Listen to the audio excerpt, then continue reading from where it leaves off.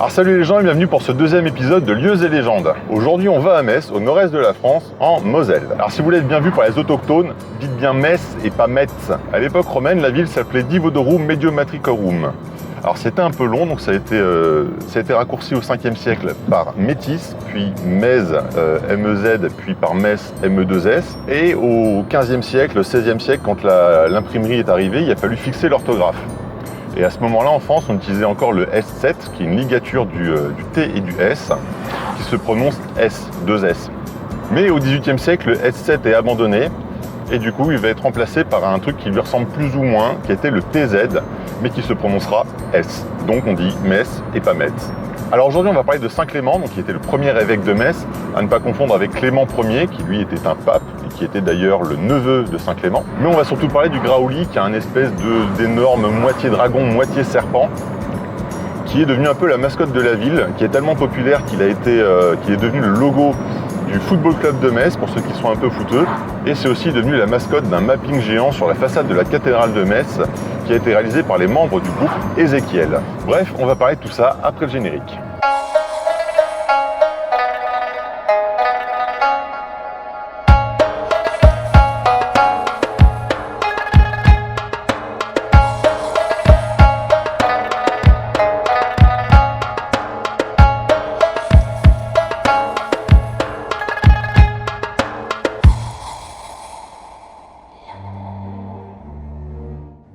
Nous sommes ici entre Gorze et Ars-sur-Moselle, là où passait autrefois la voie romaine qui menait à Metz. Mais plus précisément au lieu-dit de la Croix Saint-Clément, nommé ici en hommage à Saint-Clément.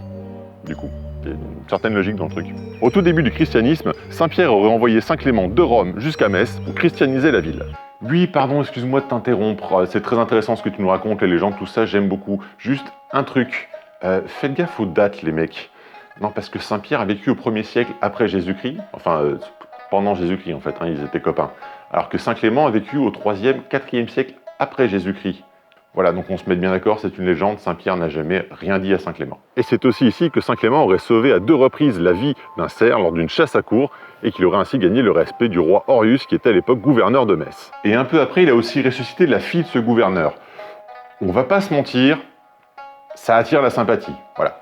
Et c'est aussi ici, même plus précisément là, que Saint Clément est tombé à genoux d'émerveillement devant la ville de Metz. Et encore aujourd'hui, nombreux sont les pèlerins qui viennent poser leurs genoux là où quelques siècles auparavant, Saint Clément aurait posé les siens. La légende de Saint Clément va naître sous la plume... Ouais, bonjour. Bonjour. La légende de Saint Clément va naître sous la plume de Paul Diacre, puis elle va être étoffée ici par les moines de l'abbaye de Gorze. Elle n'atteindra sa forme finale qu'au XVIe siècle avec le chroniqueur Philippe de Vigneulles. Cette légende de Saint Clément s'articule principalement autour de l'épisode du Graouli. Alors Graouli, pour ceux que ça intéresse, c'est une déformation de l'allemand graulich, qui veut dire terrifiant. Du coup, pour un dragon, ça marche plutôt pas mal.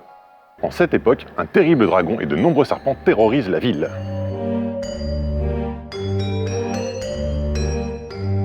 Le repère de ces monstres était l'amphithéâtre gallo-romain. Juste ici, sous nos pieds, au niveau de l'actuel parvis des droits de l'homme, à 2 pas du centre Pompidou et du parc de la Seille.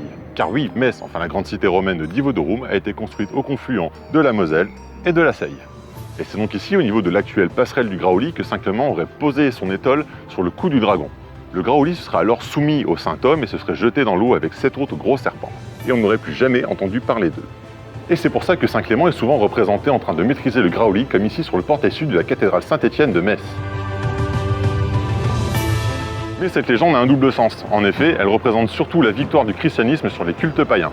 Oui, parce qu'une fois que Saint Clément avait débarrassé la ville du Graouli, les Messins ont accepté assez volontiers de se convertir au christianisme. Et cette victoire de Saint Clément et du christianisme était célébrée pendant tout le Moyen-Âge avec la cérémonie des rogations, où une effigie du Graouli était portée en procession à travers toute la ville. Voilà, c'est tout pour cet épisode, j'espère qu'il vous a plu. Si vous a plu, vous mettez un pouce comme ça. Si vous a pas plu, vous mettez un pouce comme ça. On se retrouve très bientôt pour de nouveaux lieux et de nouvelles légendes. Et d'ici là, vivez bien dans le monde réel et à bientôt.